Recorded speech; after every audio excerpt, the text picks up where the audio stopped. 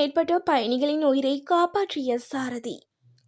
பலாங்குடியிலிருந்து கண்டி நோக்கி சென்று கொண்டிருந்த இலங்கை போக்குவரத்து சபைக்கு சொந்தமான பேருந்தின் பின் சக்கரங்களில் ஆணிகள் கலன்று தளர்வான நிலையில் நடக்கவிருந்த பெரும் விபத்தை பேருந்து சாரதி தவிர்த்து பயணிகளின் உயிரை காப்பாற்றியுள்ளார். அப்போது பேருந்தில் 100க்கும் மேற்பட்ட பயணிகள் பயணம் செய்தனர். பலாங்குடி டிப்போவிற்கு சொந்தமான பேருந்தின் சாரதியாக அஜித்குமார் இருந்ததாகவும் அவரின் திறமையினால் விபத்து தடுக்கப்பட்டதாகவும் தகவல்கள் வெளியாகியுள்ளது. இன்று காலை சுமார் 6:50 மணியளவில் பலாங்குடியிலிருந்து காண்டி நோக்கி பேருந்து புறப்பட்டது. சக்கரங்கள் பழுதடைந்ததால் சாரதியின் கட்டுப்பாட்டை பேருந்து இழந்தது. இதனால் உடனடியாக சாரதி பேருந்தை நிறுத்தினார். பின்னர் அவர் சக்கரங்களை சரிபார்த்த போது பின் சக்கரங்களின் ஆணிகள் கலன்று தளர்வாக இருந்ததை அவதானித்தார். சாரதியின் உடனடி முடிவால் குறித்த பேருந்தில் பயணித்த 100க்கும் மேற்பட்ட பயணிகளின் உயிர் காப்பாற்றப்பட்டுள்ளது. மட்டக்களப்பில் இடம்பெற்ற மோட்டார் சைக்கிள் விபத்தில் ஒருவர் பலி.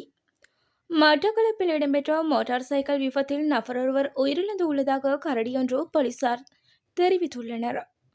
மோட்டார் சைக்கிள் வான் நேருக்கு நேர் மோதியதில் இந்த விபத்து இடம்பெற்றுள்ளது.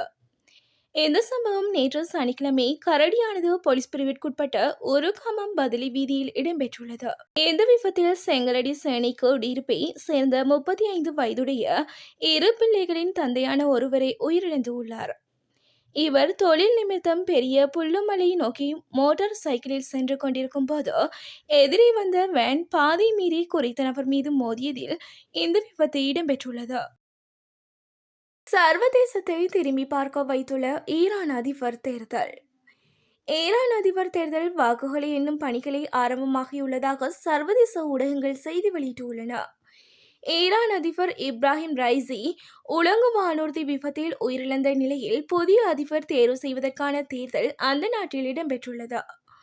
அதிபர் தேர்தலில் கடும் போக்காளர் சயித் ஜலீலுக்கும் மிதவாத வேட்பாளர் மசூத் பெசஸ்கியனிற்கும் இடையில் கடும் போட்டி நிலவுவதாக அந்த நாட்டு ஊடகங்கள் செய்தி வெளியிட்டுள்ளன. இதுவரை 19 மில்லியன் வாக்குகள் எண்ணப்பட்டுள்ளதாக சர்வதேச செய்திகள் தெரிவிக்கின்றன. இதில் பழமைவாத முகாமில் பிளவு ஏற்பட்டிருக்கும் நிலையில் 69 வயதான சீர்திருத்தவாதியான மசூத் பெசஸ்கியான் வெற்றி வாய்ப்பை எதிர்பார்த்துள்ளார். இதுவரை வெளியாகியுள்ள பெறுபேறுகளுக்கு அமைய பெசஸ்கி முன்னிலையில் உள்ளார். அவர் இதுவரை 8.3 மில்லியன் வாக்குகளை பெற்றுள்ளார்.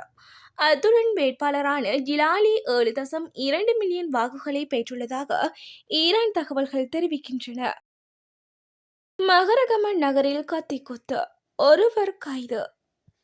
மகரகம பொது சந்தைக்கு முன்பாக கத்திக்குத்து சம்பவம் ஒன்று இடம்பெற்றுள்ளதாக காவல்துறையினர் தெரிவித்துள்ளனர். இந்த நிலையில் கத்திக்குத்து சம்பவத்தில் படுகாயமடைந்த நபர் களுப்போவில வைத்தியசாலையில் அனுமதிக்கப்பட்டுள்ளதாக தெரிவிக்கப்பட்டுள்ளது.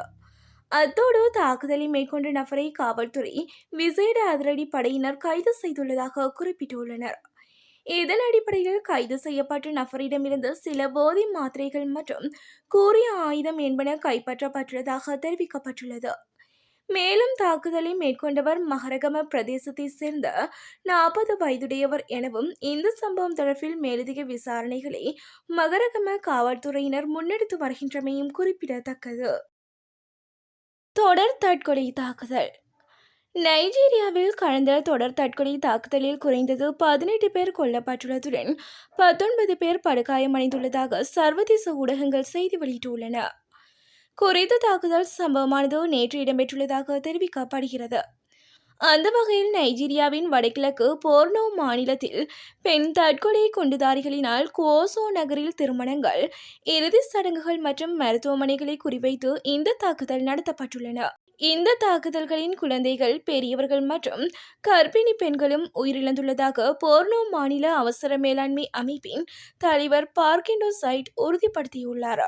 குறிப்பாக உட்புற உறுப்பு சேதம் முதல் மண்டையோடு மற்றும் மூட்டு முறிவு வரை பலருக்கு அதிதீவிரமான காயம் ஏற்பட்டிருப்பதாகவும் அவர் தெரிவித்துள்ளார்.